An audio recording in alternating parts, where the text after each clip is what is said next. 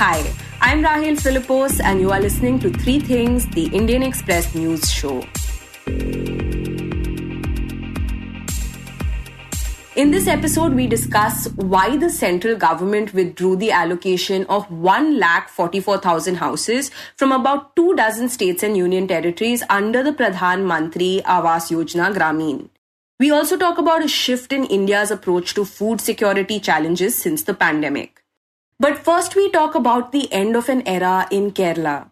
Early on Tuesday morning, former Kerala Chief Minister and veteran Congress leader Oommen Chandy passed away after fighting a long battle with cancer. Chandy was widely known to be a pillar of the Congress party in the state, having served as the Chief Minister from 2004 to 2006 and then again from 2011 to 2016. Moreover, he also happens to be the longest-serving MLA in the Kerala Legislative Assembly, having represented his home constituency of Puttupalli since 1970. Oommen Chandy has been as a top leader of Kerala politics. He has been a very strong presence and a very, not just popular, but as a warm and person who's people always felt that he is one in your family. That's the Indian Express's deputy political editor Liz Mathew. And talking about Chandy, she says that the defining factor of his political career, which started in the 1940s when he joined the student wing of the Congress party, was his accessibility.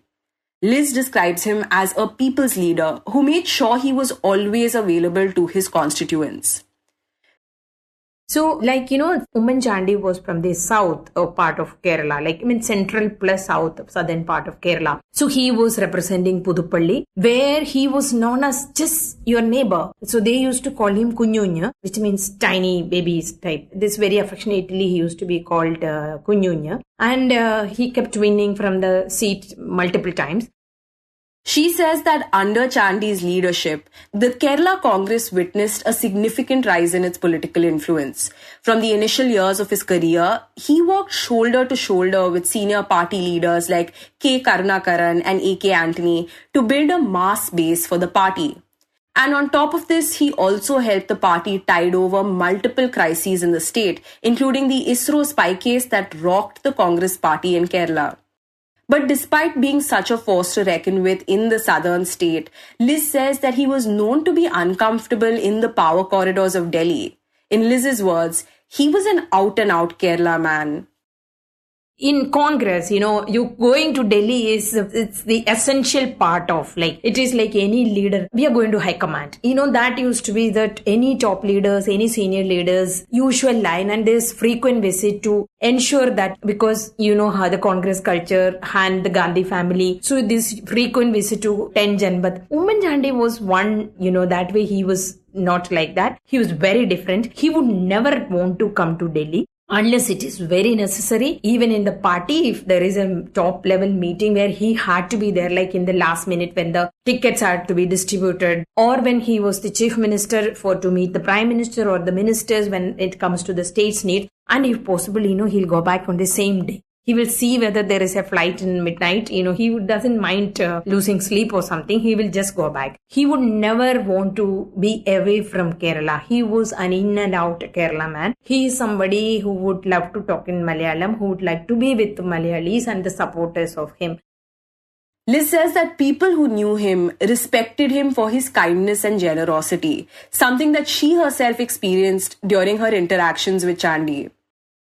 I had to interview him for Indian Express in 2016 during the election. So I was asked to travel with him from Trivandrum to Puduppally. So when I walked into his house, the police didn't ask me, can you imagine a chief minister's office or a house like that? And I walked into his drawing room and I and one of my friends from Delhi. So CM came, CM started taking some memorandum from others and he just turned and asked me, oh, hasn't your husband come? So he took my husband's name. So then I realized that he knew me. Then, I got into the car with him and, it was so amazing that on the way he had to meet somebody. So he asked me, I said, I also wanted to meet him. He said, you come. So he met him and he is asking me, you interview him, I will wait. I cannot imagine another leader telling me, even forget about a chief minister, even an MP may not be. Maybe my personal friends may do that for me. But as somebody whom I have only professional acquaintance will not do that. And from there, another person wanted to get into the car, was already packed. But he made him sit on his handrail of it was bucket seat in an Innova car. He made him sit, and imagine a picture of a chief minister traveling in a car, like squeezed into the seat. So that was he. Then when I wanted to go, he called my driver and ensured that my driver is there and all. So, like I said, he was a very different leader. He would do a lot of this gestures of kindness, even for the opposition party leader and opposition party leaders' families, but he would not talk about it. But of course, like with most political leaders in the country, Chandy's career was not without a few controversies. One significant blemish in his career was the solar panel scam that unfolded in 2013 during his second chief ministerial term. Though the CBI last year did give him a clean chit, saying that the case against him was fabricated.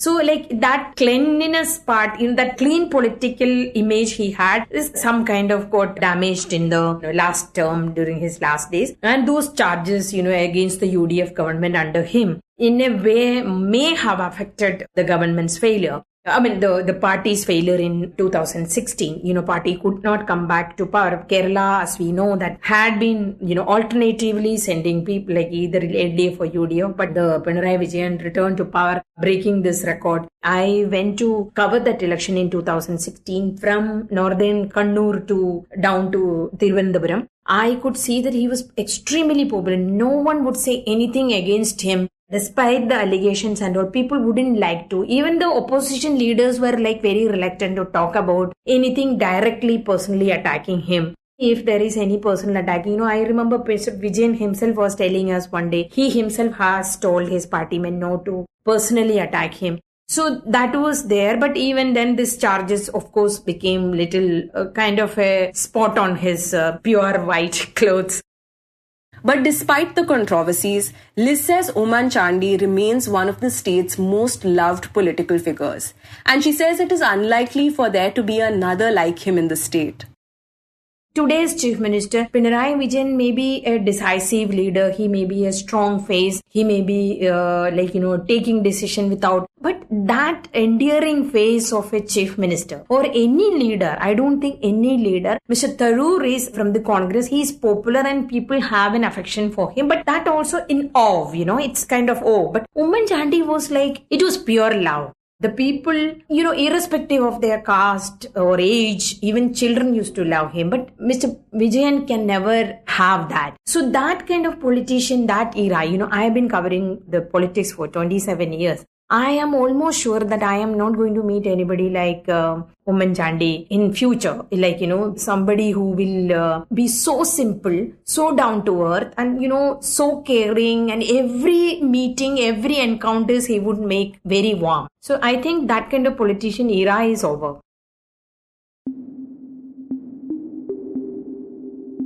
And next we talk about the Pradhan Mantri Awas Yojana-Gramin, which is a social welfare scheme that was launched by the Indian government in 2016 to provide affordable and quality housing to poor families in rural India.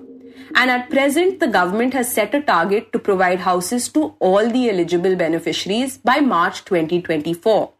When we spoke to the Indian Express's Harikishan Sharma, he told us that the government has identified the people eligible for the scheme based on the results of 2 nationwide surveys.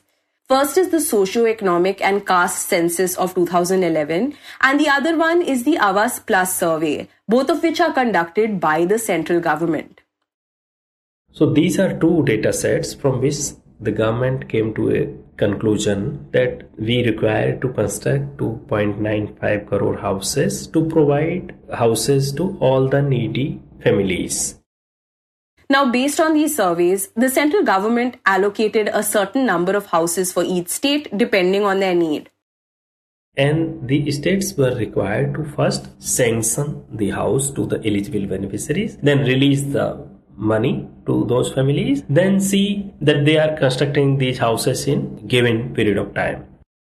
But last week, the government withdrew the allocation of 1,44,000 houses from about 24 states and union territories like Gujarat, Assam, Maharashtra and Tripura. which means that these states and UTs now cannot sanction houses under the PMAY scheme. And Hari says that this is because these states could not meet their targets. What happened? Certain states did well, other states were slow on their performance. There may be reasons, there may be local factors due to which they were lagging behind. In fact, in the last 1 year, they have been urging to state to complete their projects as soon as possible because they have a deadline. And so the government withdrew these allocations and gave them to Uttar Pradesh. And Hari says one reason is that the northern state has performed well when coming to sanctioning and completing the houses. They have been allocated 34 lakh houses before this recent allocation, and they have constructed around 30 lakh houses, and they have approved all. They have sanctioned all houses to the eligible beneficiaries. So that is the one reason that their performance is on track. And there is a demand also from the state because state's Deputy Chief Minister Keshav Prasad Maurya, who also holds the charge of the Ministry of Rural Development, he has written several times to center that we need more houses. So please sanction some more houses for us. So because there is a demand from the state and the state has capacity to spend and they have done it well in past years. So that is the one reason center decided to give them an opportunity to sanction these houses within a month. And the central government also gave UP a month's time because they need to deliver on their promise of 2.95 crore houses by March 2024. You see, out of 2.95 crore houses which they are eyeing to construct, they have approved 2.93 crore, meaning 2-3 lakh more houses are still to be approved. Then these will be constructed, and construction of a house roughly takes say 3 to 4 months or sometimes 5 to 6 months because there's a gap in releasing the installments. So the center is worried to implement it in time. But one can say that they can have put it beyond March 24, but that was not politically suitable for this government because general elections to Lok Sabha are due in May next year, and this is a big ticket program of this government, and there's a word called Lavarthi Varg. So this government has been focusing on creating this Lavarthi Varg, which is caste and religious neutral, because this is an emerging electoral group in Indian political landscape. And if you see the voting behavior of this group, they vote for the incumbent government because these are the people who are getting benefits of the schemes. So in this case also, because PM Awas is a popular scheme and the family who is getting house under this scheme, they might vote for incumbent. So there's a political benefit also. So that's why they extended target, but they kept it before going into the next election, so that if they are able to complete this target by say March 2024, then they can claim that we have given houses to about 3 crore families. At the same time, these families can also become part of this larger Lavarthi Varg, which has a political significance.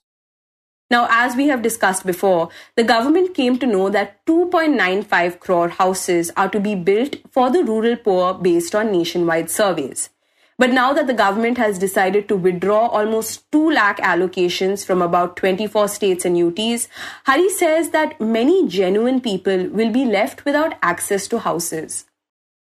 So suppose if these are the genuine families who need a house, and if they are not getting this because of poor performance of administration, so then what will happen to them? So as of now, there is no second plan, and as of now this scheme is still March 2024. But as we have seen it happens, then once the scheme starts, it becomes very difficult to close that scheme. So there might be another window, another opportunity. And you see, this is a dynamic list, this is not the final list. What happens, people move from poverty to above poverty line, and sometimes we fall in poverty line because of various reasons like health and illness and other issues, losing job. So this is a dynamic list, and it will be very difficult for any government to halt or stop this kind of ambitious scheme. And in the end, we discuss how India's approach to food security challenges has changed since the pandemic. 3 years ago, during the pandemic, the government was distributing surplus grain from state-owned warehouses to vulnerable households. But now that economic activities have resumed and things have normalized, the government has been facing problems in doing so. And instead, it has been providing cash to such families. To understand the reasons behind this, my colleague Utsa Sarmin speaks to the Indian Express's Harish Damodaran. So Harish, right now the government is facing difficulty in providing grain to households. But that wasn't the case even 3 years ago, right? Yeah, 3 years ago, the year we had COVID, actually India produced a very good crop. I think 2020-21 was one of India's best agriculture years. So the year of the lockdown, we had an excellent crop. And at that time, there was enough grain in the granaries, but the government's fiscal position was very weak because most industries shut down. There was no economic activity. So the GST collections were low, revenue collections were very low. So at that time, I think rest of the world, like in the US, etc., they were giving mostly cash transfers. There was a lot of printing of money and they started transferring money into the accounts of people. India didn't have that kind of money. And at that time, the government took the decision that, look, we are not going to print money, etc. And we won't do it. But we have enough grain in FCI's warehouses, so we'll use that. And that's exactly what happened, 3 years ago. So I think probably this was the only social safety net which was provided during the COVID when people lost their jobs, they didn't have incomes, especially the most poor and vulnerable households. So what has changed since then? Why is the government struggling to provide grains now?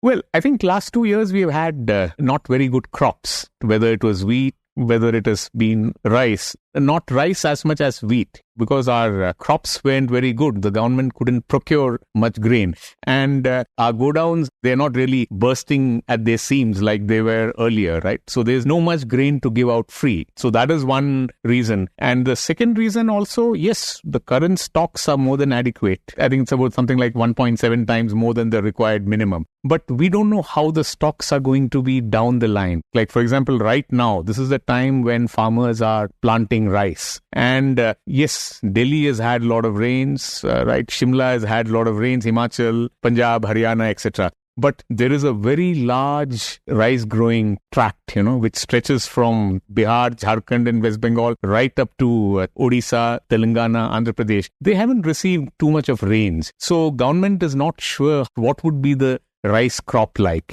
So therefore, obviously, the government wants to be a little cautious. So if it doesn't rain well in, say, the second half of July and August, September, right? So there won't be enough rain also for the next wheat crop. So government is looking probably a little ahead, because it wouldn't want shortfalls to arise, just at the time of elections, right? Elections are next in April, May 2024. So the government is looking ahead.